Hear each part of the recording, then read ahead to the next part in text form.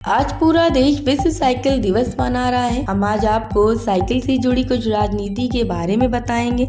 याद रहे, यूपी में साइकिल सिर्फ एक वाहन नहीं है बल्कि सियासत की एक सीढ़ी भी है। यहाँ कई ऐसे नेता हुए हैं जिन्होंने साइकिल का हैंडल थामा और सत्ता के शीर्ष स्थान पर पहुंच गए। विश्व साइकिल दिवस के मौके पर हम सबसे पहले मुलायम सिंह यादव से जुड़ा एक किस्सा बताएंगे, फिर कांशीराम और उसके बाद अटल बिहारी वाजपेयी का। इसके साथ ही एक ऐसे प्रधानमंत्री की कहानी बताएंगे जो साइकिल से संसद तक जाते थे।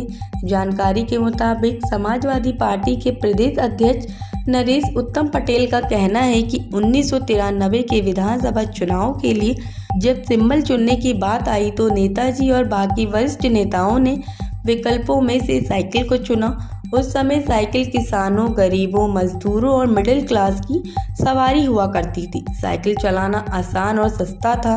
वहीं स्वास्थ्य के लिए भी साइकिल चलाना बहुत अधिक लाभदायक है। इस वजह से सपा ने साइकिल को ही अपने सिंबल के लिए चुना। आपको बता दें, 3 वर्ष विधायक बनने के बाद भी सपा के संस्थापक मुलायम सिंह यादव साइकिल से चलते थे। वहीं संस्थापक सदस्यों में से उत्तराखंड प्रदेश अध्यक्ष डॉक्टर सत्यनारायण सचान ने कहा कि 3 बार विधायक बनने के बाद भी मुलायम सिंह यादव ने 1977 तक साइकिल की सवारी की। सचान के मुताबिक बाद में पार्टी के किसी अन्य नेता ने पैसा इकट्ठा किया और उनके लिए एक कार खरीदी। वहीं उनका कहना है कि साइकिल का चिन्ह गरीबों, दलितों, किसानों और मजदूर वर्गों को दर्शाता है। जिस तरह से समाज और समाजवादी चलते रहते हैं, उसके 2 पहिए खड़े होते हैं, जबकि हैंडल बैलेंस करने के लिए होता है।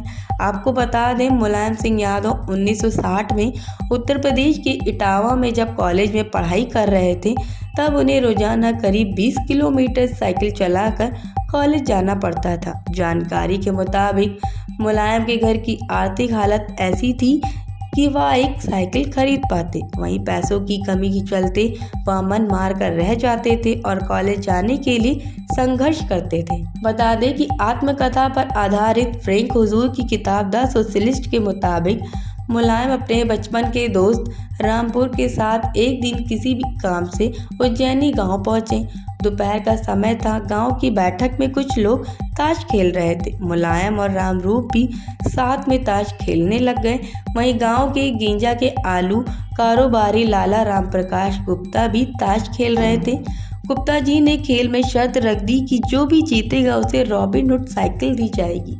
मुलायम के लिए गुप्ता की शर्त उनका सपना पूरा करने का जरिया बनी। मुलायम ने बाजी जीती और इसके साथ रॉबिन हुड साइकिल भी। मुलायम साइकिल पर ऐसे सवार हुए कि जब 4 नवंबर 1992 को समाजवादी पार्टी बनी तो उन्होंने पार्टी का चुनाव निशान भी साइकिल ही रखा। जानकारी के अनुसार बसपा के संस्थापक कांशीराम अपनी साइकिल से ही पूरे हिंदी प्रदेश प्रचार प्रसार का काम किया करते थे। कभी उत्तराखंड तो कभी मध्य प्रदेश साइकिल से ही चले जाते थे। बता दें कि दलितों को एकजुट करने के लिए उन्होंने कई साइकिल रैलियां की थी। कांशीराम के दोस्त मनोहर आटे बताते हैं, उन दिनों महाराष्ट्र सरकार मुख्यालय के सामने अंबेडकर की मूर्ति हुआ करती थी। अक्सर कांशीराम वहां बैठकर बहुजन समाज के बारे में सोचते रहते थे और गहन विचार किया करते थे। वहीं सामने एक ईरानी होटल था जहां वो अपनी साइकिल खड़ी करते थे। आपको बता दें, एक बार उनकी साइकिल चोरी हो गई। वहीं कांशीराम को साइकिल से इतना लगाव था कि चोरी होने की घटना से वो भावुक हो गए थे और रोने लगे थे। इसके पीछे की घटना यह थी, एक बार रात 11 बजे कांशीराम अंबेडकर की मूर्ति के नीचे बैठकर अपने दोस्त के साथ चर्चा कर रहे थे। वहीं उन्होंने देखा कि ईरानी होटल बंद हो रहा है, लेकिन उनकी साइकिल जहां उन्होंने खड़ी की थी वहां से गायब है। साइकिल को ढूंढते ढूंढते कांशीराम की आंखों में आंसू आ गए थे। बहुत ढूंढने के बाद भी जब साइकिल नहीं मिली, तब उन्होंने होटल के वेटर को डांटते हुए अपनी साइकिल के बारे में पूछा। उन्होंने कहा कि अगर साइकिल नहीं मिली तो वो पुलिस कंप्लेन करेंगे। पुलिस का नाम सुनते ही वेटर डर गया और उसने साइकिल लौटा दी।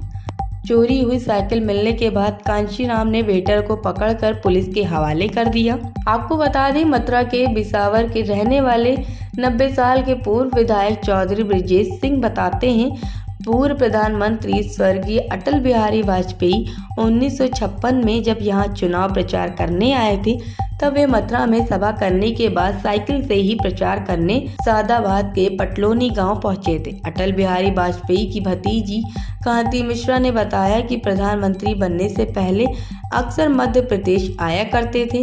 वह मेरे बेटे नितिन की साइकिल लेकर उसी से अपने मित्रों से मुलाकात करने 30 से 40 किलोमीटर उनके घर चले जाते थे। जानकारी के अनुसार नीदरलैंड एक ऐसा देश है जहां के प्रधानमंत्री मार्क रूट भी साइकिल से ही संसद जाते थे। वहां सड़कों पर आपको साइकिल ज़्यादा दिखाई देगी। साइकिल के लिए खास सड़कें और नियम हैं। राजधानी एम्स्टर्डम में साइकिलिस्ट ही शासन करते हैं। साइकिल एम्स्टर्डम में इतनी पॉपुलर है कि नीदरलैंड के ज़्यादातर सांसद साइकिल से ही संसद जाते हैं। जानकारी के मुताबिक नीदरलैंड में 22,000 मील की रिंग रोड है। वहीं इस देश में लोग लंबी दूरी भी साइकिल से ही तय कर लेते हैं। एम्स्टर्डम और अन्य सभी डच शहरों में साइकिल सिविल सेवक नामित किए गए हैं जो नेटवर्क को बनाए रखने और सुधारने के लिए काम करते हैं। Bureau report, live UP news 24 Lucknow.